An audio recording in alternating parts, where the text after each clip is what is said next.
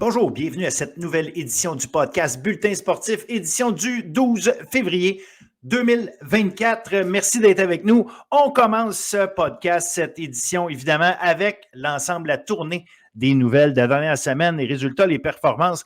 Et je ne peux pas faire autrement que de commencer tout ça en parlant de l'annonce de vendredi dernier, c'est-à-dire qu'enfin, on connaît le nom du prochain entraîneur-chef des Redbirds de McGill au football. Et pour ceux qui ne le savaient pas, je vous le présente en mille, monsieur Alex Surprenant. Alex Surprenant, qui était le coordonnateur offensif des Stingers de Concordia, s'en va utiliser son cerveau offensif pour le mettre au service des Redbirds dorénavant. Avec Éloi, la tendresse Régimbal de leur superbe carrière, ça va être très intéressant de suivre ce que les deux vont pouvoir faire ensemble. Donc, très hâte de surveiller ce qui va se passer de ce côté-là.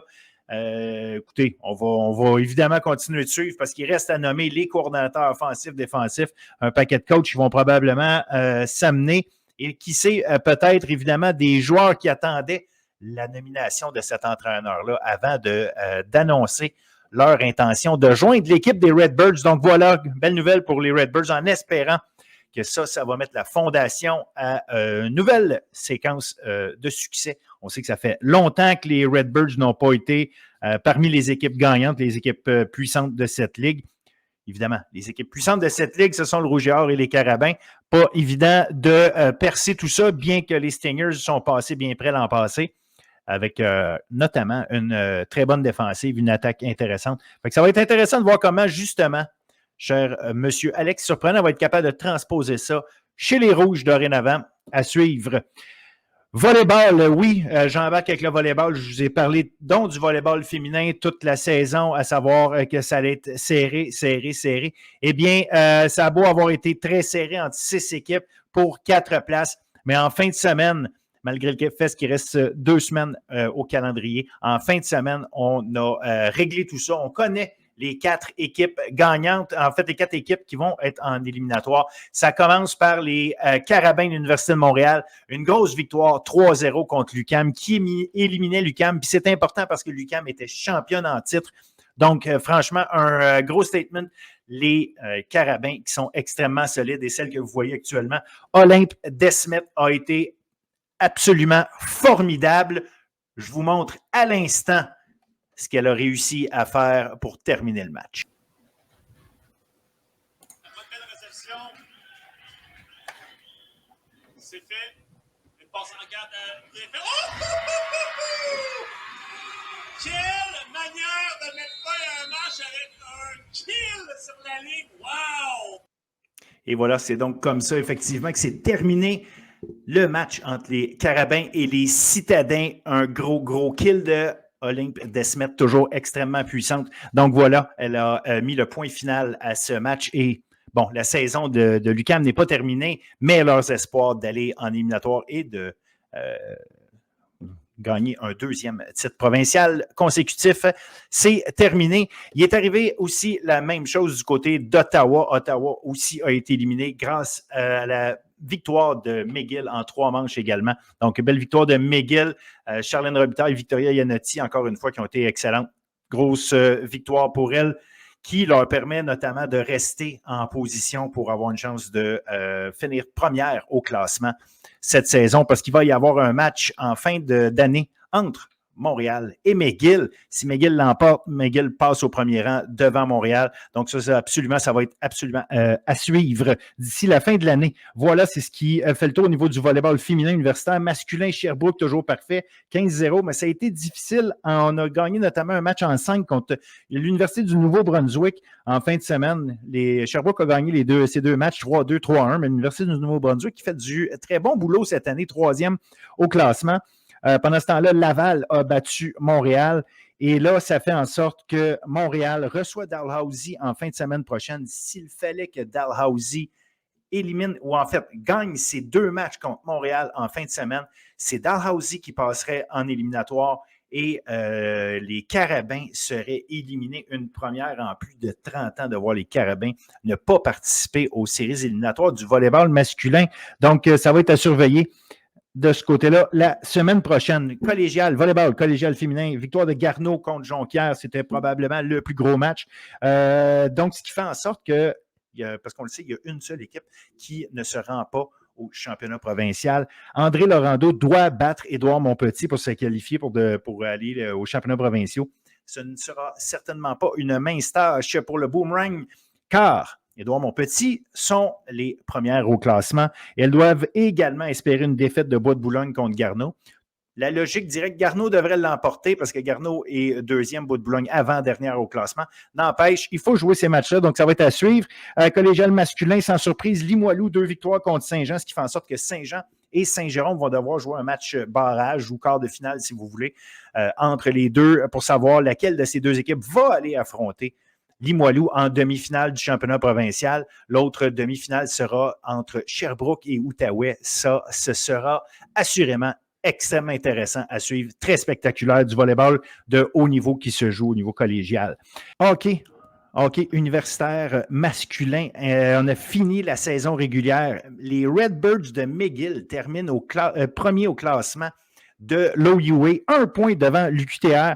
Simon Lafrance, ceci dit, le QTR remporte un deuxième championnat des pointeurs d'affilée dans l'OUA. Concordia, de leur côté, termine 5e. McGill et l'UQTR, avec leur position 1 et 2, ont un bye en première ronde. Concordia, par contre, affronte Queens en quart de finale de l'Est. Queens qui les a battus 2 fois en saison régulière. C'était au mois de janvier, donc ça fait pas très longtemps des victoires de 3-1 et 3-0. Une bonne équipe à Queens. On a Dalton Duhart, Jonathan Yensis, 44-37 points cette année, donc 2 des 5 meilleurs marqueurs de l'Ontario. Et l'excellent gardien de but, Christian Purbu, 2e pour la moyenne de buts alloués, 3e pour le pourcentage d'arrêt et premier avec 4 jeux blancs cette saison. Hockey universitaire féminin.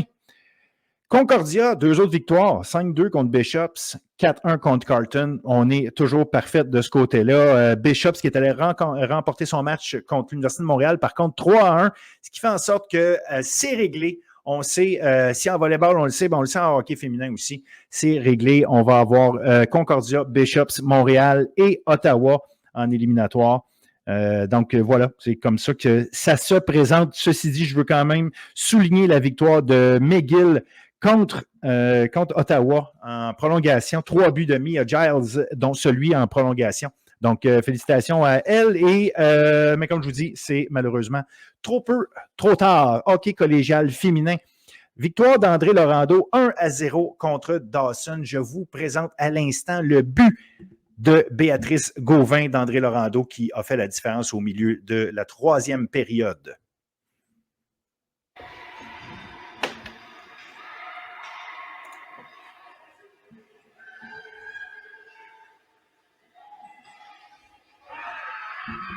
C'était une superbe montée de Béatrice Gauvin qui, de son propre territoire, a détalé, évidemment, vous l'avez bien vu, jusqu'en zone adverse avant de tirer dans le haut du filet. Inscrire le but, ça permet à André Laurando de se distancer de Dawson au classement, probablement aller chercher cette fameuse 4e place qui va être si importante pour les éliminatoires. Gros match aussi, on a eu un très, très, très gros match entre John Abbott et Limoilou. John Abbott l'a emporté 8-7. Voulez-vous de l'action? Il y en a eu en masse.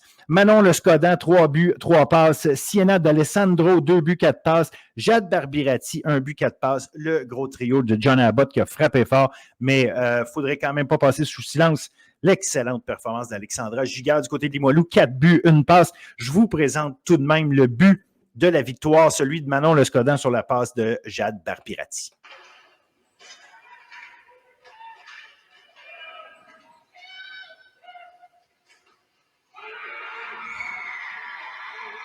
C'est ce qui mettait fin au match entre ces deux équipes qui sont au sommet du classement. Ceci dit, Limoilou est encore première, mais on se rapproche avec John Abbott, là, comme ça, qui est allé chercher cette grosse victoire-là.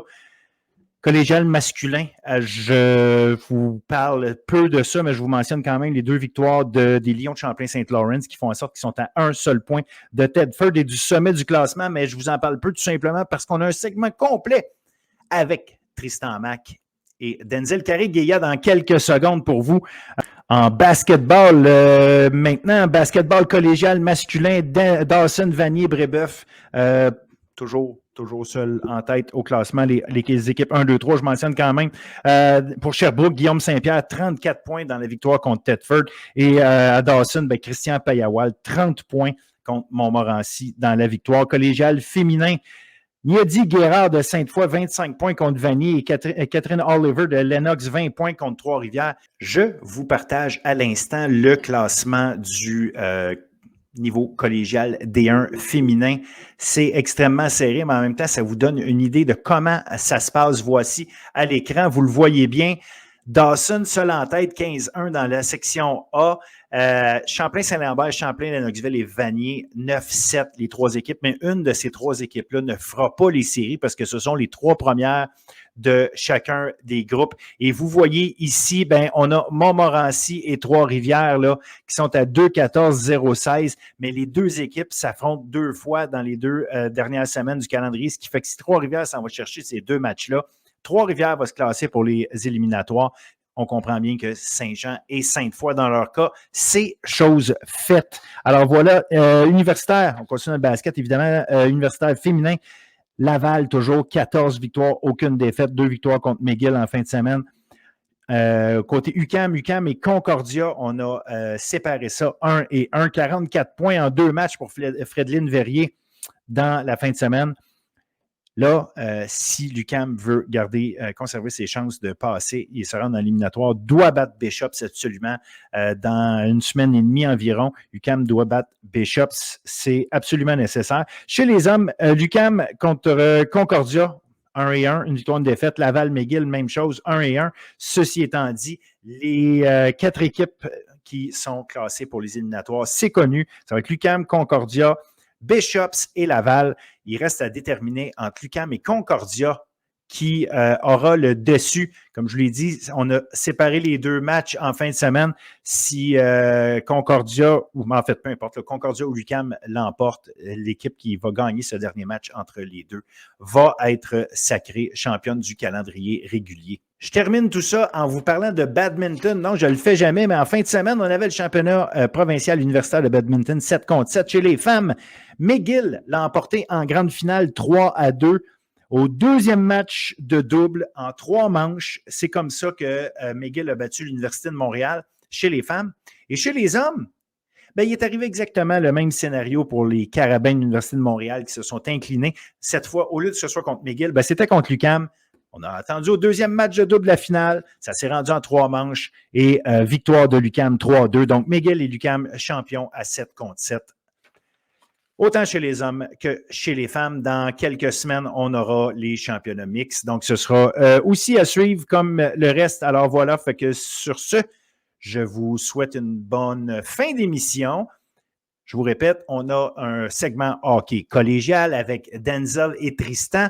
Et je termine tout ça avec une entrevue, l'entrevue de la semaine, avec Gabrielle Santerre, joueuse, comment je pourrais dire, élite évidemment, meilleure pointeuse de Bishops, meilleure pointeuse au Québec, meilleure pointeuse au Canada. C'est une joueuse recrue, donc une fille dont je vous ai parlé souvent, dont Léa et moi, on vous a parlé souvent, mais là, vous allez avoir la chance de l'entendre parler de son parcours, de ce qu'elle vit actuellement et de ses aspirations.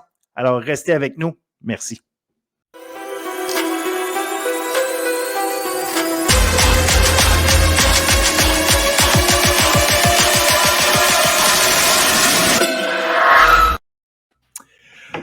OK, collégial masculin avec mes amis Tristan Mac et Denzel Carré-Guéa. Messieurs, bonjour. Bonjour. Salutations à vous deux et à nos auditeurs. Bien sûr. Salut à eux. Téléspectateurs, s'ils nous regardent sur une TV. Web spectateurs. Et comme dirait un certain Yvon Penneau, les Webers. Les Webers. Les Webers. Le regretté Yvon Penneau qu'on salue. 2 semaines qu'on ne s'est pas parlé. Je fais exprès de passer 2 semaines d'une fois à l'autre. Quand on va arriver en éliminatoire, on aura la chance de se parler. On prendra l'occasion de se parler plus souvent parce qu'il va y avoir un paquet de choses. N'empêche, en 2 semaines, ça nous permet de voir des éléments arriver, des tendances à passer. Et je voulais rapidement vous amener sur ce qu'on voit au niveau du classement, évidemment. Là, on a Thetford qui était là en tête, les Lions de Champlain-Saint-Laurent qui sont maintenant rendus à 1 point. Bon, Thetford encore un match en main, mais n'empêche à 1 point. Saint-Laurent, les Lions, là, on tient un bout du mollet de Thetford, là, puis ils ne lâchent pas, hein, fait qu'ils suivent. Ça va être vraiment intéressant jusqu'à la fin. Les Lions sont une machine offensive. C'est vraiment impressionnant de les regarder aller. Et ils sont pratiquement aussi bons défensivement qu'ils sont offensivement. C'est toute une équipe de hockey actuellement qu'on voit évoluer. Il y a les rebelles de Sorel-Tracy, évidemment, qui sont toujours dans le groupe de tête, dans le trio de tête. Mais je veux avoir votre opinion sur ce que vous voyez à date. Là. Avez-vous l'impression, franchement, qu'on voit des équipes qui montent, ou bien c'est le classement? C'est pas le classement, mais c'est le calendrier qui fait ça. Denzel, comment tu vois ça? Là? Moi, je suis impressionné par Saint-Laurent, mais peut-être que toi, c'est autre chose.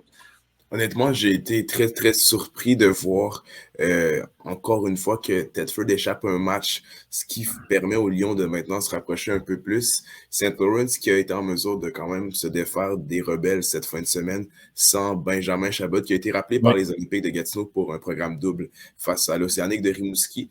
Puis les Lions avaient quand même été surpris par les Griffons le week-end dernier. J'avais hâte de voir la réponse qu'allaient donner les Lions dans ce match-là. Puis ils ont été en mesure de quand même connaître un excellent match, même si ça a commencé un peu plus difficilement. La Ferrière qui a concédé 2 buts qu'il aurait aimé revoir. On a été forcé d'effectuer un changement de gardien de but, puis les Lions ont par la suite été en mesure de prendre un nouvel élan dans ce match, puis de remporter le match face à Sorel, qui dans cette rencontre-là a quand même connu de bons moments. Maintenant, Saint-Laurent qui se rapproche un peu plus de Thetford qui va devoir commencer à regarder derrière, étant donné que les Lions jouent de l'excellent hockey. Puis ça donne que Sorel-Tracy n'est pas trop loin non plus. Donc, on a cette lutte pour le premier rang qui est quand même à 3 équipes. Je pense que c'est 3 équipes à qui on s'attendait de voir là à ce niveau-ci de l'année. Maintenant, c'est de voir qui va être en mesure de prendre le dessus. Thetford qui a une avance d'1 point avec un match en main. C'est sûr qu'on a un certain coussin, mais les Lions qui ont quand même un calendrier favorable pour conclure la saison régulière. Absolument. Et puis, il y a vraiment des joueurs impressionnants du côté de Champlain-Saint-Laurent. Je pense notamment à Bello et Chabot, un duo fumant pour les Lions. Mais il faut donner crédit à Pierre-Cédric Labrie. C'est sa première année dans le hockey collégial. Je présume qu'il ne connaissait à peu près pas le circuit, les réalités de la Ligue et ces choses-là, étant donné qu'il était dans sa carrière professionnelle de joueur. Puis, il fait tout un travail. Il a su monter une culture dans son équipe, une éthique de travail, et son équipe est dominante. Et quand je les ai vus à l'œuvre, autant contre André Laurando que contre d'autres équipes sur le web, je ne parviens pas à trouver des failles dans leur jeu. C'est une équipe qui a vraiment une mouture de jeu là, qui fait en sorte que tu ne voudras pas les affronter en séries éliminatoires. Puis tu sais, on parle beaucoup de Tyler Medina comme le gardien de Thetford, comme étant le gardien, parce qu'évidemment, il y a une histoire spéciale. Simon Boucher fait un sacré bon travail cette année. Et il y a un gars dont on n'a pas parlé, parce qu'évidemment, on ne parle pas de tous les joueurs, de toutes les équipes tout le temps. Mais le défenseur Christophe Sanson, son amélioration en termes de production offensive, notamment cette année, tu sais, c'est des éléments. Oui, Chabot, Bello, les noms reviennent, évidemment, c'est les producteurs offensifs les plus marquants, si on veut. Mathias Loisel. Mais Sanson, en tout cas, l'année passée, c'était un gars qu'on remarquait plus ou moins, je vais dire. En tout cas, je vais dire pour ma part, là, ceci dit, là, je regarde moins de matchs que vous, mais cette année, je le trouve vraiment, c'est un pilier très solide, très, très, très solide. Donc, c'est 2 joueurs dont on n'a pas sorti les noms souvent, mais je pense qu'ils méritent, ils font partie des succès de cette équipe-là. Puis, tu sais, il ne faut pas oublier non plus un certain Maverick Dalil. Oui. Et là où est-ce que je veux en venir? Il a 20 points en 29 matchs, ce qui est quand même très bon. Il ne faut pas oublier que l'année passée, il sortait du M18 Division 1, un des meilleurs joueurs M18 D1 au Québec. Il joue son premier match en carrière collégiale contre André Laurando, subit une grave blessure au bas du corps qui l'épargne des activités hockey pendant toute la saison et toutes les séries éliminatoires. Il n'a pas joué un seul match complet l'année passée. Il arrive cette année, il a quasiment un point par match. Imaginez s'il avait joué une saison complète l'année passée. Sa progression serait encore plus élevée. Pourquoi? Parce qu'il aurait encore plus d'expérience dans la Ligue, il aurait joué plus de matchs, il serait plus habitué. Puis je trouve que c'est une belle histoire de persévérance du côté de Champlain-Saint-Laurent. Puis s'il peut être encore plus dominant sur la glace pour les Lions, ça va être un autre joueur là, que tout le monde va avoir sur son tableau de chasse avant un match. Là. Ça, c'est clair. On a fait un bon tour de Champlain-Saint-Laurent, mais je mentionnais, bon, Thetford, on a parlé beaucoup de Thetford cette année. Sorel Tracy, toujours dans la lutte, toujours là, a donné quand même un bon match. Tu en as fait mention Denzel tantôt, quand même a donné un bon match à Champlain-Saint-Laurent. Ça va être une équipe qui va falloir continuer de suivre. Les Rebelles, étant les Rebelles, en tout cas, je regarde ça aller, on n'a pas le choix, veut pas, il y a un paquet de bons joueurs là, mais je pense qu'il y a un joueur qui, en ce moment, il faut parler de lui, on n'a pas le choix, puis au-delà des victoires-défaites, là, il y a un certain Léo Saint-Michel qui est en train de faire de grandes choses, de marquer l'histoire de la Ligue. C'est absolument extraordinaire ce qui arrive à Léo Saint-Michel, ancien joueur du programme à De-Mortagne. 56 points en 92 matchs. C'est phénoménal. 92 points en 56 matchs. C'est 156 points en 92 matchs. Là. C'est ça, 156 points. Okay. C'est ça. C'est absolument miraculeux, majestueux ce qu'il fait. Nommer tous les termes là, pour parler positivement de ce qu'il est en train de réaliser. Pas le week-end passé, celui d'avant. Dans une victoire de 6-3 à Sainte-Foy, 3 buts, 3 passes pour Léo Saint-Michel. Il a augmenté d'une coche son rang dans les records du circuit. Et là, il n'est qu'à 5 petits points d'égaler un certain Julien Gagné qui a connu une carrière collégiale sublime du côté de la Flèche. C'était tout un joueur de hockey, me dit-on, avec ses 161 points. Là, s'il est pour le dépasser, c'est vraiment là, c'est incroyable. Puis, tu sais, quand on dit que c'est un privilège de travailler dans le sport, puis d'assister à de belles réalisations, tu sais, on a beau ne pas aimer les Rebelles pour certaines raisons, peu importe les organisations. Oui, ça dépend de quelle organisation. Je suis pas comme ça parce que tu ne veux jamais affronter les Rebelles autant en saison régulière qu'en séries éliminatoires parce qu'ils sont difficiles à affronter. Éric Messier, il a instauré là, une culture du côté des Rebelles qui fait en sorte que, année après année, ces équipes sont toujours travaillantes, etc. Il fait tout un travail. Mais quand on voit un joueur de l'ampleur de Léo Saint-Michel, il faut admirer, il faut profiter de ce qu'on voit parce que ça n'arrivera pas demain matin qu'on ait le meilleur pointeur de l'histoire de la Ligue collégiale devant nos yeux. Là. Non, exact. Ça n'arrivera pas demain matin. Là. En fait, c'est une démonstration de constance. Depuis qu'il est entré dans la Ligue, ça a été un marqueur ça a été un producteur de points. Il continue encore cette année, évidemment. Mais fallait souligner absolument ce fait d'arme-là de Léo Saint-Michel qui est en train qui s'approche dangereusement d'un record de points de la Ligue pour les Rebelles. Puis, tu sais, il y a d'autres joueurs là, du côté des Rebelles qui font tout un travail. Donovan Côté, Chad Prebzel, Vézina Fusé, Charles-Étienne Lamy. Bref, c'est plusieurs très bons joueurs de hockey. J'ai juste un petit hic par rapport aux Rebelles cette année.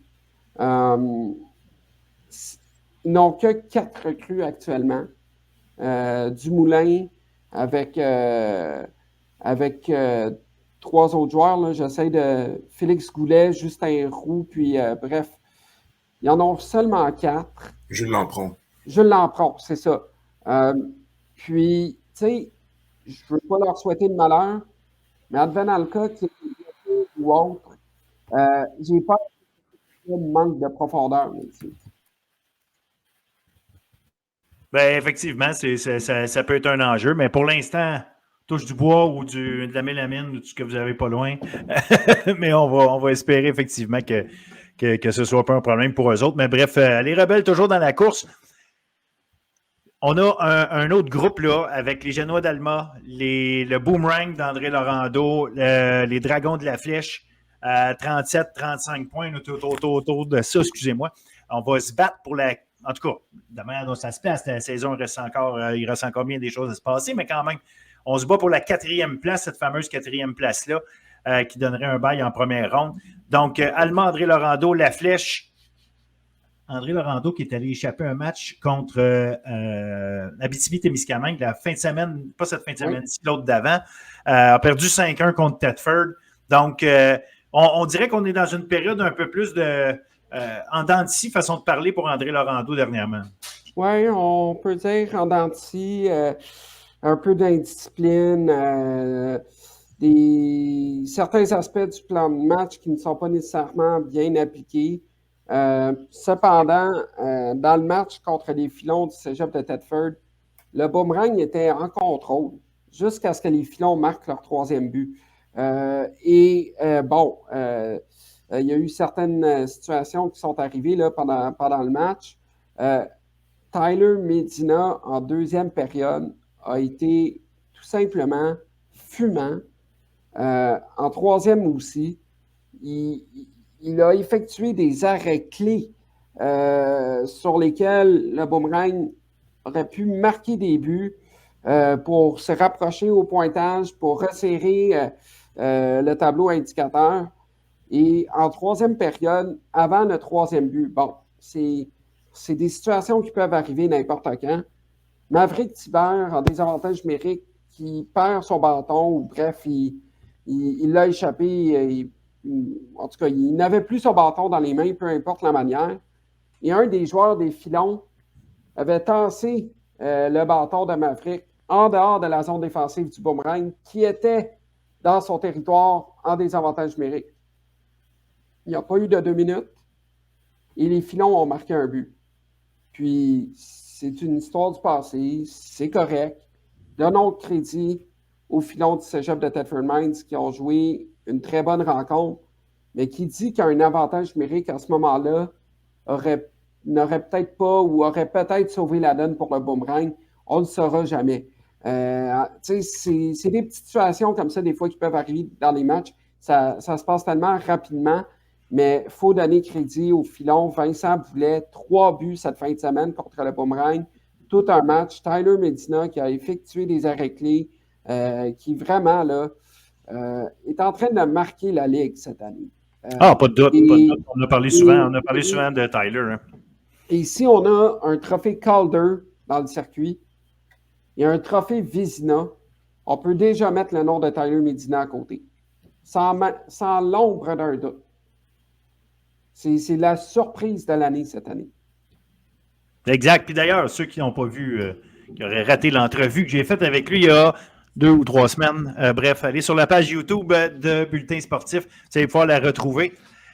Et là, oui, André Laurando, on parlait de Danty, mais ils se battent aussi avec d'autres équipes. Et je mentionnais Alma. Alma est allé chercher une grosse victoire contre les Dynamiques de Sainte-Foy en prolongation. Un match excitant au possible.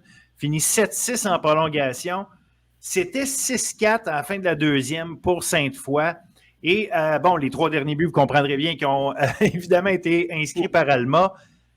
Mais dans les 3 buts, à chaque fois, Talbot et Flageol, les 2 Olivier, qui ont été impliqués. Talbot finit le match avec 2 buts, 2 passes. Franchement, une belle performance. Et Alma est toujours là. Denzel, je ne sais pas si tu as pu voir ce match-là ou tu as pris connaissance de ce qui s'est passé là. Mais franchement, si quelqu'un cherchait un spectacle en fin de semaine, en tout cas, c'est un bon endroit. C'est le parfait endroit pour voir de l'action. Puis encore une fois, on ne cesse de parler d'Olivier Talbot, qui est vraiment la locomotive offensive de la formation de Pascal Hudon, qui dans ce match, moi j'étais à la description du match des Griffons pendant cette rencontre-là, je regarde le score, durant l'entraque. C'est 6-4 Sainte-Foy, je me dis, c'est plié pour les Dynamiques. Mais résultat des courses, à la fin de la journée, je retourne voir le score, les Janois qui remportent ce match-là. Puis c'est une victoire très importante pour la formation de Pascal Hudon, qui a vécu beaucoup d'adversité, puis qui continue de rester dans ce top 4. On donne la vie difficile au Boomerang, mais attention aussi aux Dragons du Collège de la Flèche qui, eux, tentent de s'immiscer dans cette course-là.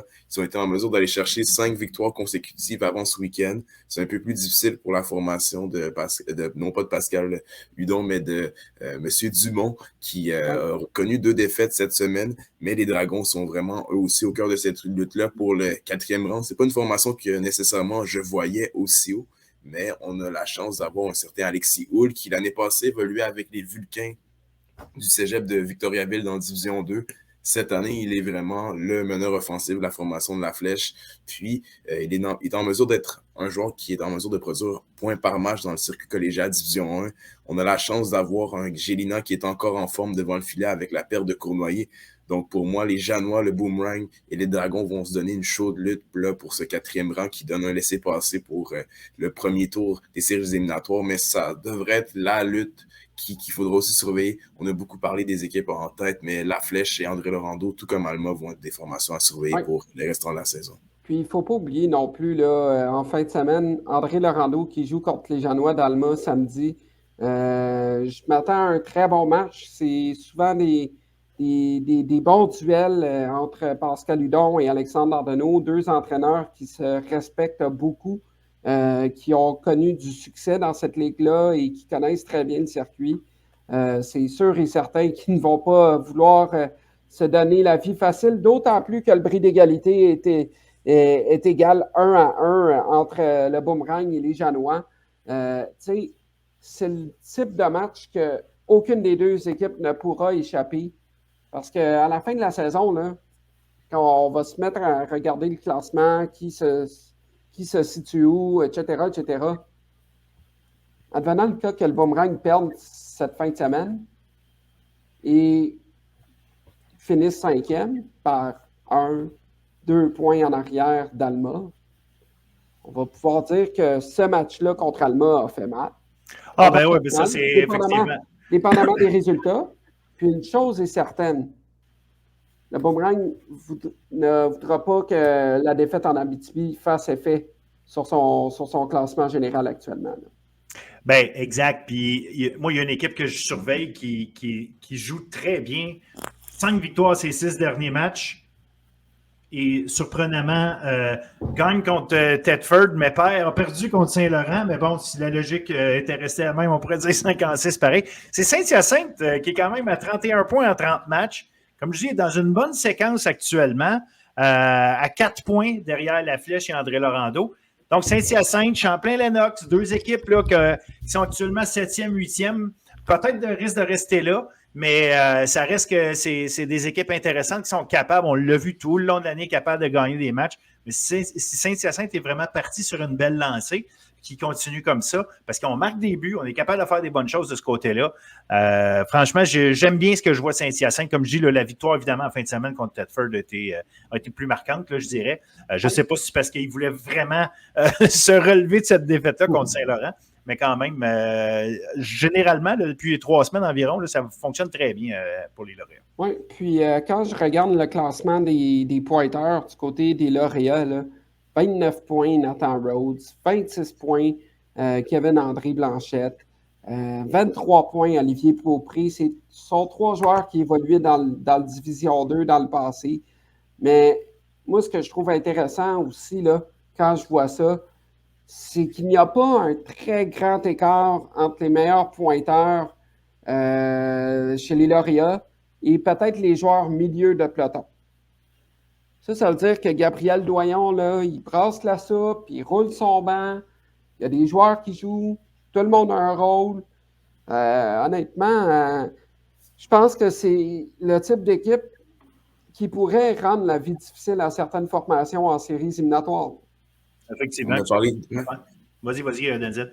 Je pense que Tristan a parlé des joueurs offensifs, mais pour moi, qu'est-ce qui me met la puce à l'oreille pour les lauréats, c'est le gardien de but, Esteban Gauthier, qui face au Filon, ont connu une performance étincelante. Puis lorsqu'on regarde ses statistiques, c'est quand même un taux d'efficacité à 922, moyenne de buts alloués en bas de 3 buts à 2,6. Esteban Gauthier qui peut voler des matchs, puis avec une équipe, comme tu as mentionné, Tristan, qui a une attaque diversifiée, une équipe qui est quand même structurée, qui est en mesure de battre une des meilleures formations du circuit collégial. Je pense qu'on peut espérer au moins aller chercher une ronde dans ces séries éliminatoires du côté de Saint-Hyacinthe. On va potentiellement avoir l'avantage de la glace.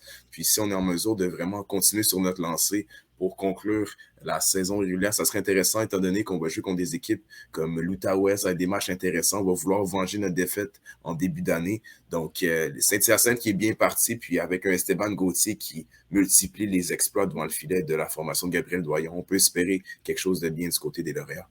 Tu as parlé de l'Outaouais qui vont affronter. Ben, parle-moi-en justement des Griffons. 3 victoires de suite. Ça avait commencé avec une victoire contre Champlain-Saint-Laurent en fin de semaine passée. En fin de semaine dernière, tu es allé chercher nos 2 matchs contre l'Abitibi. Ça donne un coussin, si on veut, pour s'assurer que notre place en éliminatoire, je comprends qu'on ne veut pas s'asseoir dessus, évidemment, mais quand même, permet de respirer un peu en sachant que c'est pas mal réglé de ce côté-là. Maintenant, comment on bâtit sur ces récents succès pour justement transposer ça puis peut-être essayer de causer des surprises plus tard dans la saison puis en série. On savait que c'était une portion de calendrier très déterminante là, pour les Griffons. En débutant le week-end, en accueillant l'Abitibi-Témiscamingue, on savait qu'on devait chercher à maximiser le nombre de points, puis on a été en mesure de le faire. Mais avant ce programme double face aux Gaillards, c'est une grosse victoire contre Champlain-Saint-Laurent que pas beaucoup de gens voyaient venir, mais la formation de Maxime Villeneuve maintenant qui a pu avoir le renfort de quelques joueurs qui étaient blessés ou bien qui ont été appelés à venir jouer avec les Griffons lors de ce match face au Lyon. On parle ici de Julien Arruda et Samuel Emery qui évoluent avec le Hull Volant dans le Junior C à Gatineau. C'est 2 joueurs qui évoluaient dans la formation gagnante des Griffons en 2021-2022 qui ont été en mesure de venir prêter main forte à la formation des Griffons. Ils ont vraiment transformé l'attaque des Griffons, on les sent beaucoup plus menaçants, puis c'est vraiment l'offensive que le tout s'est joué.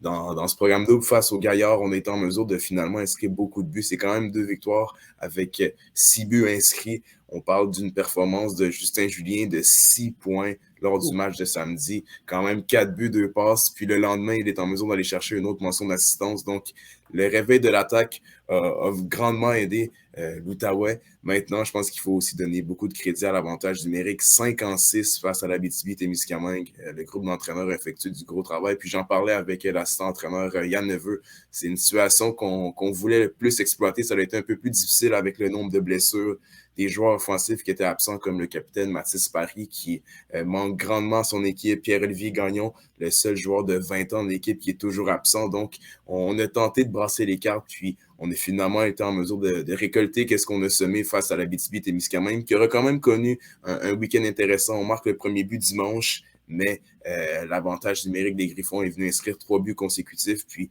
ça a été beaucoup plus difficile pour la formation de Sébastien Gaulin, qui peut toujours espérer se qualifier pour les séries éliminatoires, mais ça devient de plus en plus difficile avec ces 2 revers en Outaouais. Oui, absolument. Puis, tu sais, quand on regarde le portrait de Saint-Laurent après Noël, là, c'est un peu plus intéressant pour Tim Archambault. Son équipe joue des bons matchs, a été chercher une victoire contre Thetford, a gagné contre Champlain-Lennoxville. Et vraiment, là, Tim est en train de replacer là, les morceaux qui n'étaient pas placés au bon endroit dans le casse-tête. Là. Donc, moi, je trouve ça intéressant. Puis, tu sais, il ne faut pas l'oublier non plus. Outaouais et Saint-Laurent vont s'affronter encore 2 fois d'ici la fin de la saison. Donc, le mois prochain. Exact. Puis, tu sais, Denzel, je veux pas être trop défaitiste, mais il y a quand même une possibilité que Saint-Laurent rattrape les Griffons aussi. Ah, certainement. S'ils bâtissent du momentum et du positif, c'est une équipe qui est capable de jouer les troubles-fêtes. Et on l'a vu dans le match contre André Laurando. Le Boomerang menait 7-1 dans le match et par la suite, bon, c'est sûr que le Boomerang c'est probablement assis sur son avance de 6 buts, mais les Patriotes ont quand même marqué 3 buts en 3e période. Là. Donc, tu sais, Ça veut dire qu'il y a quelque chose qui peut arriver avec cette équipe-là. Il y a des joueurs qui sont en train de faire le travail. Je pense notamment à Louis-Charles Cunningham, qui vraiment fait tout un boulot. Lui qui est un ancien du M18-3A au Lac-Saint-Louis, un ancien joueur des Dragons du Collège Lachine au niveau M18-D1. Louis-Charles fait tout un travail actuellement. Puis c'est un des très bons jeunes joueurs de 17 ans dans le circuit là, que Cunningham. Donc, tu sais, il y a quelque chose qui se passe. Je ne sais pas qu'est-ce que Tim a mangé pendant le temps des fêtes. Je ne sais pas qu'est-ce que les joueurs de Saint-Laurent... Qu'est-ce qu'il a fait manger à ses joueurs? Je ne sais pas qu'est-ce que les joueurs ont mangé pendant le temps des fêtes. Mais les pots cassés semblent se réparer tranquillement. Maintenant, voyons voir quelle sera la suite du processus pour les Patriotes. Mais ça s'est replacé. Puis, honnêtement, être une des équipes 5, 6, 7, là, je ne voudrais pas jouer contre Saint-Laurent en huitième de finale. Là. Ben, ils ont d'assez bons joueurs. Ils ont d'assez bons joueurs pour être dérangeants. Puis ça, c'est toujours. C'est toujours le comment je pourrais dire, quand l'autre équipe n'a pas de grosses armes offensives, c'est une équipe plus faible, mais en plus, ils n'ont pas de grosses armes offensives. Tu n'as pas l'impression, tu ne te sens pas, comment je pourrais dire, dérangé, tu te sens moins que tu vas te faire bousculer, tu as l'impression que tu vas rester en contrôle. Mais avec des Antoine Gagnon, des vétérans comme ça, Antoine Gagnon, Danick Latour, écoute, tu peux faire de bonnes choses. Fait que ça va être intéressant, effectivement, de voir ce que Saint-Laurent va faire. Puis comme tu l'as mentionné, Tristan, encore 2 matchs contre l'Outaouais. Et d'ailleurs, on le mentionnait en fin de semaine, vendredi. On va avoir ce match-là. Mais vendredi soir, on a également un Champlain-Saint-Laurent-Stedford qui va être aussi extrêmement intéressant. Donc, ça, j'ai très hâte de voir ça aller. Puis Thetford, dans le fond, tu sais, bon, je compte reçoit Champlain-Saint-Laurent vendredi et samedi à 12h30, ils sont à Saint-Hyacinthe. Donc, ça va aller assez vite. Puis ça peut être un match un peu, si tu me permets l'expression, un peu tricky au sens où, justement, un peu moins de repos. Un peu moins de repos, une équipe qui, comme on mentionnait tantôt, qui va très bien actuellement, ça pourrait effectivement, puis ben, on l'a dit d'ailleurs, Saint-Hyacinthe vient de battre Thetford, fait que ça va être, j'ai hâte de voir ça aussi. Là. Ben, certainement que les Lions vont enfin avoir l'opportunité de dépasser les filons dans ce match-là. Les Lions qui ont été en mesure de gagner des matchs importants face à Sorel Tracy, maintenant, ils vont tenter de le faire face à Thetford. Thetford qui va devoir bien surveiller les joueurs offensifs qu'on a mentionnés du côté de St. Lawrence. Faire attention aussi à la défensive qui aime beaucoup se porter à l'attaque. On a parlé de Sanson, mais il y a aussi un certain Mongeon qui, pour moi, est un des défenseurs les plus mobiles du circuit collégial. Il a vraiment un excellent coup de patin, aime se projeter vers l'avant et supporter l'offensive. Donc, peut-être un joueur à surveiller dans ce programme double du côté des filons. Puis par la suite, ce voyage-là à Saint-Hyacinthe, ça va certainement pas être facile. On va vouloir venger certainement notre défaite qu'on a encaissée à domicile. Donc, il y a une grosse fin de semaine qui attend la formation de Martin Bernard. Oui, absolument. Puis, ça ne sera pas facile.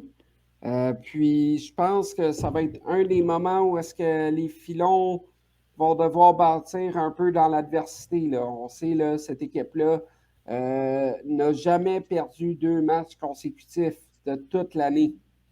Ils ont toujours été en mesure de rebondir après une défaite. Bon, je ne leur souhaite pas 2 défaites de suite en fin de semaine, mais c'est quand même 2 matchs importants en très peu de temps. Alors, c'est une autre étape sur laquelle bâtir pour les séries éliminatoires. Cette équipe-là est mûre, est prête à tout gagner actuellement. Et ça se peut que les filons prennent les matchs un peu à la légère ou que les autres équipes sortent à fond et mettent la pédale au plancher. J'ai bien hâte de voir les résultats de ces 2 matchs-là. Oui, puis c'est pas facile d'être toute l'année à son sommet, constamment. Fait que des fois, c'est pas juste de prendre des équipes à la légère comme un début de fatigue, des fois, d'être tout le temps à fond, puis qui fait que ça peut être difficile, mais ça va être intéressant, mais pas seulement pour Thetford. Thetford est à Saint-Hyacinthe, on l'a mentionné samedi, mais Saint-Hyacinthe va être à Sorel dimanche, alors que Sorel va avoir accueilli la Flèche la veille aussi. Fait que ça aussi, Sorel, là, c'est intéressant.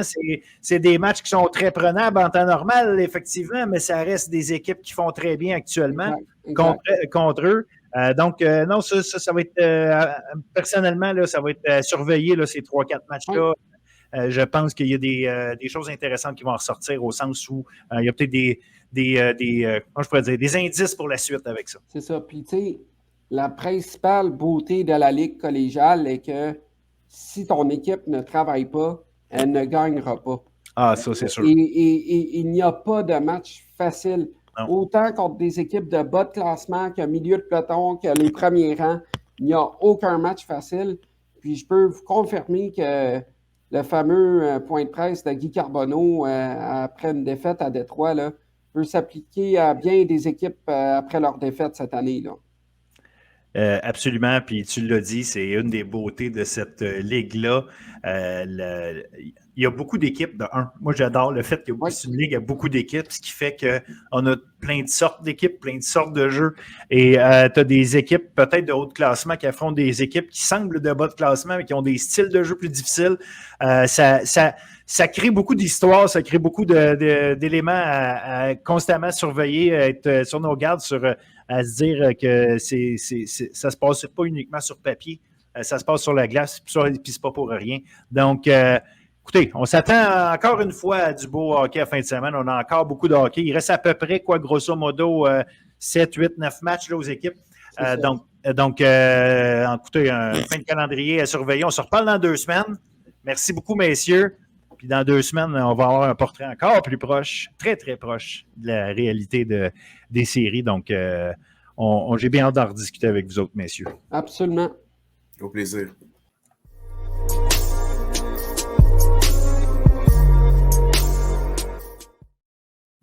Eh bien oui, le segment de l'entrevue de la semaine. Et cette semaine, on a avec nous une joueuse de hockey que je suis très, très, très heureux de recevoir. Ça faisait longtemps que j'espérais pouvoir lui parler, puis j'ai lancé ma perche et finalement, elle a répondu oui. En fait, elle n'a jamais dit non. Là, c'est moi qui a pris trop de temps avant de lui demander. Gabrielle Santerre, bonjour Gabrielle. Allô, ça va bien? Très bien, merci. Et toi? Ben oui, c'est pas bien. Good. Gabrielle, joueuse recrue cette année avec les Gators de Bishops. L'année passée, on t'a vu au niveau collégial avec les Cougars de Champlain-Lennoxville. C'est sûr que je veux parler avec toi de comment ça se passe tout ça, parce que ceux qui suivent peut-être pas assez le hockey universitaire savent peut-être pas que tu es la première marqueuse au Québec, mais au Canada aussi, à ton année recrue. Je veux qu'on recule en masse. Qu'est-ce qui t'a amené dans le hockey? Est-ce que tu joues au hockey depuis toujours? Est-ce que ça a tout le temps été ton sport? As-tu fait d'autres sports? Est-ce que tes parents, c'est des joueurs de hockey? Bref, raconte-nous un peu comment ça t'a amené vers où est-ce que tu es rendu? Oui, effectivement, je joue au hockey depuis l'âge que j'ai 4-5 ans. Ça a tout le temps été ma passion numéro 1. Mais je suis une grande sportive. J'ai tout le temps fait d'autres sports aussi. Je pense que quand j'étais jeune, pour moi, c'était super important de jouer au soccer l'été, de juste faire d'autres choses. Mais plus que ça avançait, plus que le hockey prenait une plus grande place dans ma vie. Tu sais, je pense que si tu veux atteindre les prochains niveaux, c'est sûr qu'il faut que tu mettes un peu plus d'efforts. Donc, non, j'ai commencé à jouer au hockey parce que simplement, je voulais faire comme mon frère. Mon frère joue au hockey. Je me suis dit, pourquoi pas, moi aussi. Mais sinon, non, mes parents, mes deux autres sœurs, ils font beaucoup de sport, mais pas le hockey nécessairement. Donc, c'est ça, pour moi, ça a été la piqûre. J'ai vraiment aimé ça. J'ai commencé mon parcours avec les gars. J'ai joué jusqu'à cadet division 1, donc ça équivaut à niveau bantam. Donc, après ça, c'était soit que je continue avec juvénile, parce que ça, c'est avec RSEQ, donc c'est avec mon école secondaire. Mm-hmm. Ça équivaut à comme midget, secondaire 4-5. Les gars, ils prennent une autre dimension un petit peu. C'était rendu contact. Fait que j'avais aussi pour but de faire équipe Québec avec les filles, puis je voulais jouer collégial. Donc, je trouvais que c'était le bon moment pour moi de me diriger vers le hockey féminin. Fait que j'ai fait mes 2 premières années midget 3 avec les remparts du Richelieu. Puis après ça, j'ai fait collégial à Champlain-Lennoxville. 3 ans, 2 ans à cause de la pandémie. Puis là, je suis présentement à ma première année avec Bishop University ici à Sherbrooke. As-tu systématiquement toujours été la meilleure pointeuse de ton équipe? Est-ce que ces qualités offensives-là que tu as se sont développées avec le temps ou tu as toujours été... c'est naturel pour toi de marquer des buts puis de non, mais c'est le fun que t'en parles parce que justement, avec les gars, j'avais un rôle complètement différent. J'étais plus reconnue pour une joueuse un peu défensive. J'étais beaucoup dans les deep plays. Puis, les gars avaient un peu plus de skills que moi. Fait que je pense que c'est là que j'ai développé un peu mes habiletés de passeuse puis de créer le jeu. Le jeu était beaucoup plus rapide. Donc, Je suis vraiment reconnaissante d'avoir fait ce début de parcours-là. Je pense que ça m'a vraiment mis une bonne fondation. Mais c'est sûr que quand j'ai joué avec les filles, ils ont vu un peu les aspects offensifs que je pouvais avoir. Donc, pour moi, c'était nouveau. J'avais plus de temps, plus d'espace pour m'animer la rondelle puis faire des jeux offensifs. Donc, ça a été une adaptation, je ne te mentirai pas. Mais c'est sûr que depuis que j'étais avec les filles, mon rôle a un petit peu plus changé. Puis, je me considère maintenant assurément comme une joueuse offensive. Puis, je garde tout le temps aussi l'aspect super important sur mon jeu défensif aussi. Donc, j'essaie d'être la joueuse la plus complète possible pour mon équipe. Tu as passé ta jeunesse dans la région de Saint-Jean. Est-ce que Champlain-Lennoxville, pour toi, c'était comme la place naturelle à aller ou tu as dû prendre une décision, tu as hésité entre certains programmes au moment où tu rentrais au cégep? Oui, ça a été une grosse décision. J'ai pas mal visité toutes les cégeps qui avaient une équipe de hockey. Pour moi, c'est important. Au départ, je n'avais pas vraiment Lennoxville en tête. Mais plus que je pensais, plus que j'étais comme crime, ça serait le fun d'apprendre l'anglais. C'est une belle opportunité en même temps que faire ta passion. Donc là, c'est sûr que ça a répétissé un peu mes choix. Il y a que Dawson, John Abbott puis Champlain. Donc, c'était pas mal dans ça que j'hésitais. Je ne suis pas une grande fan de la ville de Montréal non plus. Puis, je pense que ça a juste vraiment été un clic avec l'organisation des Cougars, l'entraîneur-chef, les installations. Je pense qu'on est super choyés ici d'être sur le campus de Bishop University. Là. Les Cougars, ils ont comme l'aréna de Bishop et tout. Donc, je pense que c'est vraiment une belle opportunité pour moi. Je me sentais à ma place. Puis, j'ai continué ici à Bishop. Donc, je me sens super bien ici. Là. Je ne regrette pas mon choix. Pendant tes années à Champlain, quand évidemment, je me suis mis, parce que je suis plein de sport, donc en suivant le hockey collégial, j'ai pas eu le choix de tomber sur la rivalité avec Émilie Lucier. Est-ce que c'est une rivalité que les gens de l'externe comme moi créent du fait que, une et l'autre, vous êtes là au sommet des marqueuses, évidemment, vous jouez une contre l'autre parce qu'elle jouait à John Abbott. Vous êtes retrouvés 2 fois en finale du championnat collégial. Je vais dire malheureusement parce que c'est à toi que je parle, mais c'est elles qui ont gagné. Oui, non, effectivement. Est-ce qu'il y a une rivalité, tu sais, pas obligé d'être malsaine, mais est-ce qu'il y a une rivalité entre vous deux ou ça n'a juste pas rapport, c'est un peu radon que vous jouez une contre l'autre? Écoute, c'est pas la première fois qu'on entend parler. Là. Je pense qu'on va l'avoir à faire jusqu'à la fin de notre carrière, mais je pense que c'est pas malsain. Je veux dire, on est 2 très bonnes joueuses de hockey. C'est sûr qu'on se fait comparer. Je pense qu'on est quand même 2 joueuses différentes, ouais. Mais en dehors de la glace, on s'entend super bien. Je veux dire, on a joué ensemble à l'équipe Québec. On se texte par moment. C'est sûr qu'on n'est pas les meilleurs amis dans le sens qu'on ne se voit pas beaucoup. Là. Je veux dire, on a nos 2 équipes. Mais non, c'est pas malsain, absolument pas. Je pense que c'est normal de comparer des bonnes joueuses. Puis, je veux dire, c'est tout à son honneur. Puis, c'est à mon honneur aussi. Puis, tout ça c'est très sain, là, je pense.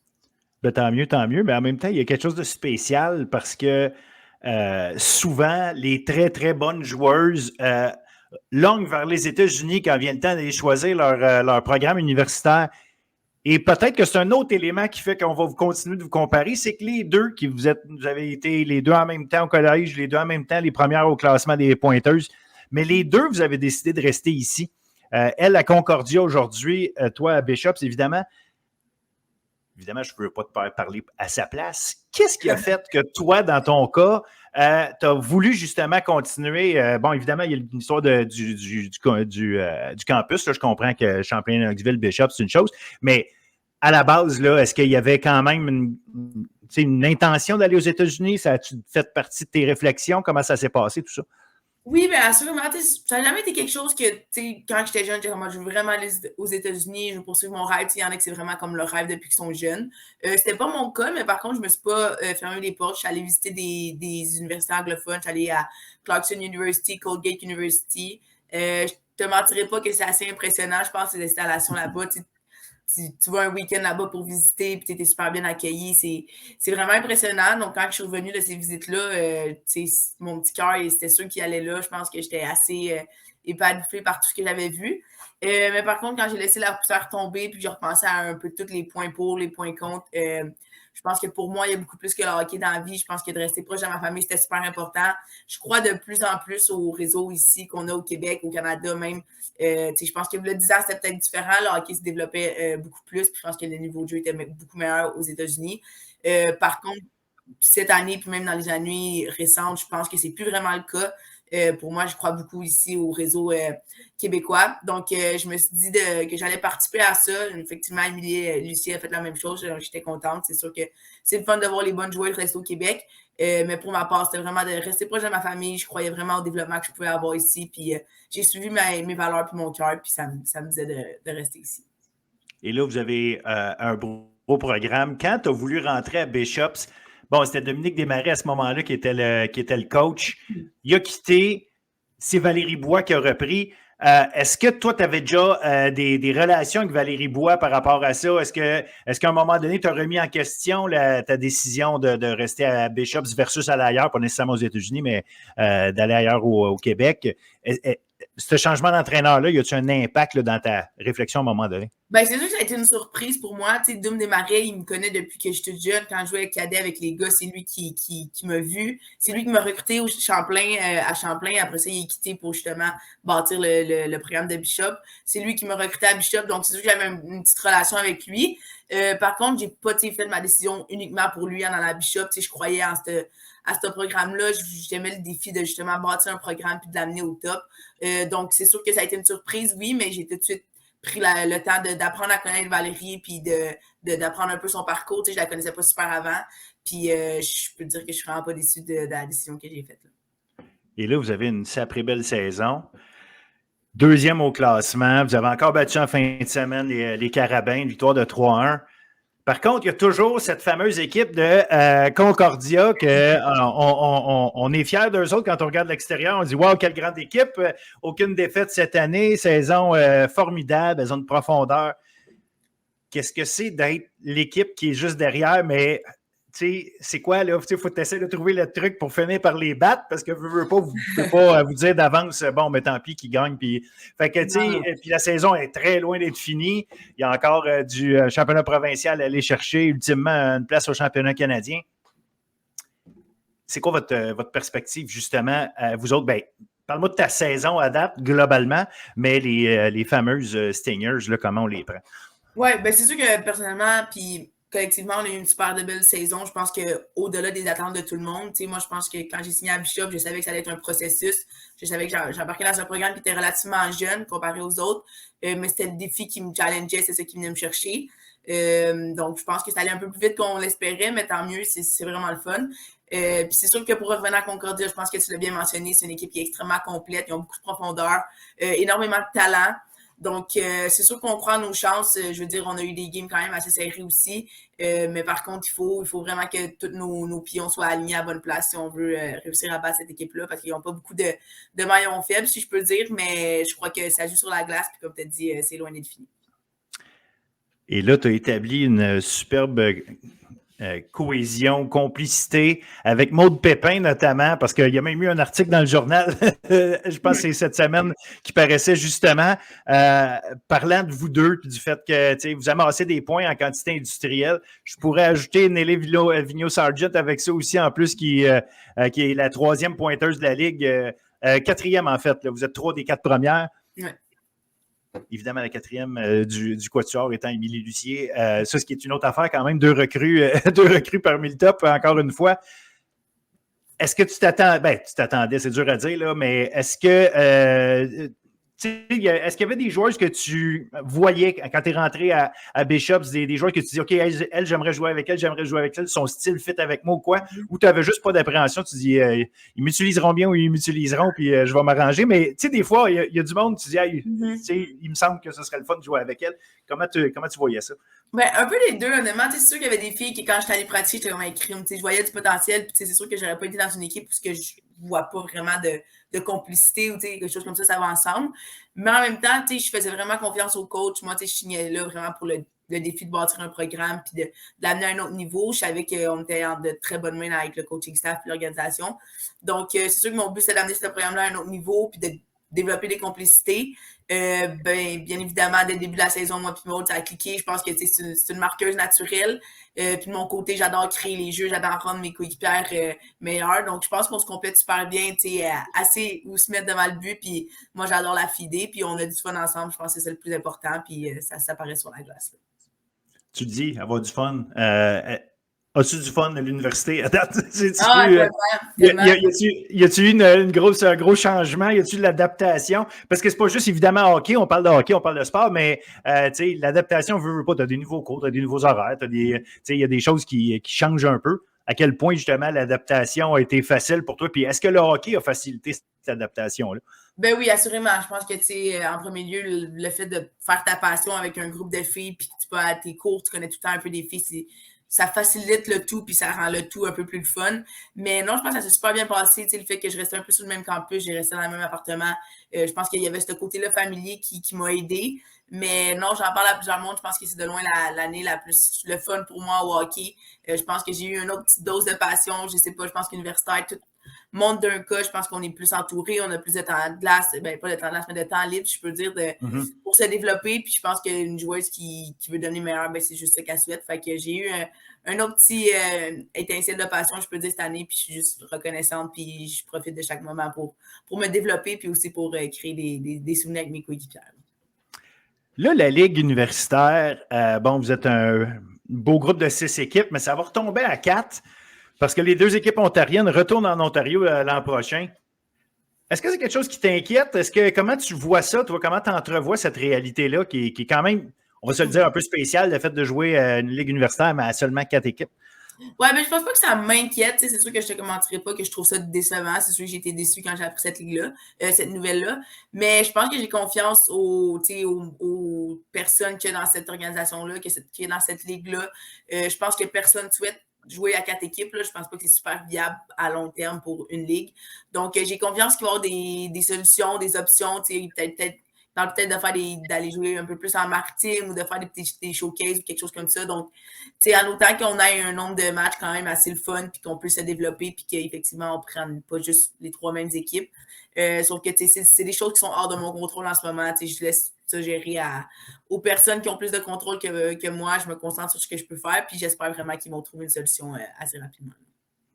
Fait que quand tu parles à tes anciennes coéquipières qui sont encore à Champlain-Lennox, ils ont le goût de venir te rejoindre éventuellement. Ça ne les inquiète pas. Ben, sans rentrer dans les détails de à qui vous parlez, là, je ne veux pas aller là, mais si on parle, mettons, justement de la Ligue qui va devenir à 4, est-ce que c'est une discussion que vous avez des fois avec des joueurs qui vont peut-être vouloir venir, qui se disent, ben, je ne sais pas finalement, ou ça les... Ouais, ben c'est sûr qu'il y en a qui ça les inquiète un peu plus, mais pour le moment, c'est vraiment pas si pire. Je pense qu'on a toute confiance qu'il va y avoir une solution d'ici là. Je pense que c'est quand même un gros move aussi d'aller aux États-Unis. Là, donc, il faut vraiment que tu sois sûr, il faut vraiment que tu le veuilles parce que c'est vraiment ton mode de vie qui change au complet. Donc, je pense que les filles ont quand même assez confiance. Puis, c'est sûr que moi, je prêche pour ma paroisse à Bishop. Puis, je pense qu'ils voient juste comment que j'ai du fun. On se croise souvent à l'aréna. Puis, je pense que ça veut tout dire. Là, j'ai pas besoin de parler. Ils le voient. Puis, c'est sûr que je souhaite qu'ils viennent me rejoindre, mais en même temps, je souhaite vraiment qu'ils trouvent la bonne place pour eux. Là. Après l'université, je comprends que tu viens de commencer, tu n'as même pas fini ta première saison. Mais en fait, je dis après, ça peut être pendant. Les programmes nationaux, toutes ces affaires-là de Team Canada, je m'en vais dire après parce que c'est vraiment après, mais il y a PWHL qui vient de commencer. Est-ce que c'est des affaires que tu regardes? Est-ce que ça fait partie de ton parcours? Ça fait partie de tes objectifs? Comment tu vois ces étapes-là que pour plusieurs, comme moi, mettons, je regarde ça, je me dis, il me semble que c'est le genre d'affaires que ce serait le fun d'avoir essayé ou de voir jusqu'où elle peut se rendre par rapport à ces tops-là, endroits où pratiquer ton sport, veux pas, au niveau national et professionnel.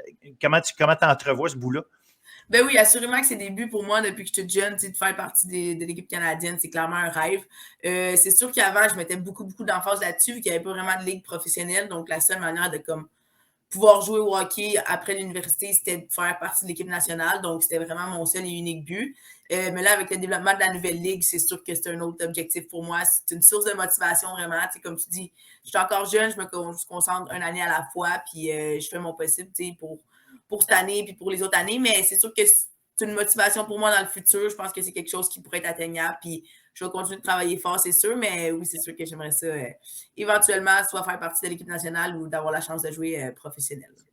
Puis comment ça marche, ça, par rapport à l'équipe nationale ou le programme de l'équipe nationale? Parce que je comprends que tu ne te fais pas juste appeler et dire viens-t'en, c'était sur le 3e trio aux Jeux Olympiques. Là, c'est pas comme ça que ça marche. Il y a quand même un build-up, il y a quand même des équipes U23 ou peu importe, là, c'est quoi les. Fait est-ce que tu as commencé à embarquer là-dedans? Oui, tu as fait l'équipe Québec, mais est-ce que tu as commencé à être contacté? Est-ce que tu as fait des camps avec eux autres? Comment ça marche, comme tu l'as mentionné, c'est qu'il y a l'équipe U18. Ça, malheureusement, mon année d'éligibilité, j'avais été invitée au camp de sélection, mais c'était l'année du COVID, la pandémie a frappé juste après, fait que j'ai pas eu la chance de faire le camp de sélection ou d'être sélectionnée parmi l'équipe. L'année suivante, j'ai comme été invitée parce qu'ils ont comme invité tous les 2003, qui était l'année des 18 ans, juste pour faire l'expérience d'un camp dans le Canada, voir c'est quoi d'aller à Calgary pendant 2 semaines. Donc ça, c'est vraiment le fun, mais c'était pas vraiment un camp de sélection. Par la suite, pas l'été passé, mais l'autre, j'avais été invitée pour faire l'équipe développement. Donc, l'équipe développement, comme tu as mentionné, c'était les moins de 22, je pense que c'est moins de 22 ans. Mais malheureusement, j'avais été coupée, mais tu sais, j'étais encore dans mon année collégiale. Donc, pour moi, j'étais comme, bon, j'étais dans les plus jeunes là. Je voyais quand même encore de l'espoir pour leur faire. Puis, effectivement, je crois encore à mes chances. C'est ma dernière année d'éligibilité, je pense, cette année pour l'équipe développement. Donc, c'est sûr que c'est quelque chose que je souhaite parce que c'est sûr que c'est un step pour se rendre à l'équipe nationale. Mais, encore une fois, c'est des choses hors de mon contrôle un petit peu. Moi, je fais mon possible sur le hockey. J'espère qu'il me remarque. Puis, au final, ben, on va voir ce qui va se passer avec ça après les invitations. À votre niveau ou dans le hockey universitaire féminin, est-ce qu'il y a des agents, des agentes, des consultants impliqués? Ou ça ne fait pas partie du tout de votre réalité? Comment ça marche, ça? Je pense que c'est nouveau. Pour ma part, j'ai la chance d'avoir un agent qui m'a approché l'année passée. Je suis extrêmement choyée. On travaille ensemble. Il est là pour moi. On communique. Je ne sais pas à quel point c'est tout le monde. Je ne pense pas que c'est tout le monde. Je pense que je suis quand même dans la minorité des joueuses universitaires qui a un agent. Mais je pense que avec le développement de la Ligue Pro, je suis pas mal sûre que toutes les joueuses se sont trouvées un agent. Du moins, je le souhaite parce que c'est quand même quelque chose là, avec les contrats et tout. Fait que je pense que ça va se développer de plus en plus, mais pour ma part, je suis super contente d'avoir trouvé un agent avec qui je m'entends super bien. Il est là pour moi, il est là pour mon développement. Puis c'est le fun d'avoir bâti un lien de confiance justement pour ce qui s'en vient dans le futur, de ne pas juste trouver quelqu'un comme ça, vite sur le tas, comme c'est pas trop. Fait que non, moi, je suis vraiment contente. Puis j'espère sincèrement que tout le monde va aller vers cette direction-là dans le futur. Qu'est-ce que ça t'apporte un agent, justement, quand tu n'as pas encore de contrat à signer, justement? Parce que, bon, tu le dis, les pros, c'est une chose, là, parce qu'il y a des enjeux contractuels importants. Mais évidemment, au niveau universitaire, tu joues avec ton équipe ou tu ne joues pas avec ton équipe, là, à un moment donné. Ouais, non, c'est sûr. Non, c'est différent, mais je pense quand il m'a approché, j'étais un peu dans ma décision universitaire. Donc, des fois, c'est le fun de juste parler avec une personne comme, tu sais, pas dans ta famille, pas dans ton organisation, tes amis, qui peuvent avoir une influence un petit peu sur ta décision, qui est juste là pour le bien de ton développement de joueuse. Puis je pense qu'il est beaucoup là aussi pour s'assurer que je vais bien. On s'appelle à toutes les semaines, on se donne à tous les mois, excuse-moi, on a comme un appel hebdomadaire, puis c'est comme, on fait des objectifs, s'assure que tout se passe bien, puis on fait juste parler de hockey. Des fois, on fait un peu de vidéo, il regarde mes games, puis il s'assure de me donner du feedback, puis je sois bien entourée, que je me sens bien. Puis je pense de juste sentir ce support-là, d'avoir cette confiance-là de quelqu'un, c'est vraiment quelque chose que je suis choyée d'avoir, puis c'est quelque chose que je souhaite à tout le monde. Là. Je pense que c'est quand même un plus, même s'il n'y a pas de contrat ou d'argent en jeu encore. Là, il reste quelques matchs à jouer, il reste les éliminatoires et tout. Évidemment, l'objectif est de gagner, c'est sûr. Y a-tu... Est-ce que vous avez commencé à en parler en équipe? Est-ce que vous avez commencé à vous dire, OK, voici l'objectif, voici ce qu'on s'attend à faire, voici... ou si c'est quelque chose, vous laissez les affaires aller, ça va être match après match, puis on verra ce que ça va donner. C'est quoi l'approche un peu? C'est sûr qu'on essaie de ne pas trop se projeter dans le futur. Là. Il reste un match, mais je pense que cette semaine, ça a comme confirmé un peu le classement. Donc, on est assuré de prendre Carabin en première ronde. On va les recevoir chez nous pour la première game. Donc, c'est sûr que c'est quelque chose qu'on commence à penser. On commence à se préparer tranquillement. C'est une équipe qu'on a joué 5 fois cette année, donc on commence à les connaître. C'est sûr qu'on a l'objectif de se classer une place pour aller au championnat national. Là. Je pense que c'est pas une surprise. On le sait que ça ne sera pas facile, par contre. On va avoir beaucoup de travail. Donc, c'est pour ça qu'on va se préparer pour arriver le plus près possible à la première ronde des séries éliminatoires. Mais je pense que c'est quelque chose d'excitant. C'est une opportunité pour les filles. C'est la première fois que ce programme-là pourrait se rendre au championnat national. Donc, c'est vraiment une belle opportunité. C'est excitant. Puis je pense que toutes les filles, on a juste hâte de pouvoir performer à notre meilleur. Là. Est-ce qu'en arrivant, justement, comme tu le dis, là, peut-être une première participation au championnat national pour le programme de Bishops, toi, tu es une recrue, veux pas, mais tu as un rôle prépondérant du fait que offensivement, tu produis énormément. Est-ce que ça fait, toi, de facto, une leader? Puis comment ça se place? Là, puis, tu sais, je parle des leaders de, tu sais, oui, évidemment, sur la patinoire, tu as la rondelle, puis tu joues avec, puis, tu sais, tu as des points à faire, mais Est-ce que dans le vestiaire, ces choses-là, est-ce que c'est facile de se faire sa place quand tu sais qu'il y a des filles qui ont 3-4 ans plus vieilles que toi, puis qu'ils sont là depuis, qui ont un autre type de vécu que toi, qui étaient là dès le départ? Comment ça se place pour toi, sachant que vous arrivez dans un moment crunch? Est-ce que les autres se reviennent vers toi? Est-ce que toi, tu sens que tu as un rôle spécial à jouer? Comment tu vois ça?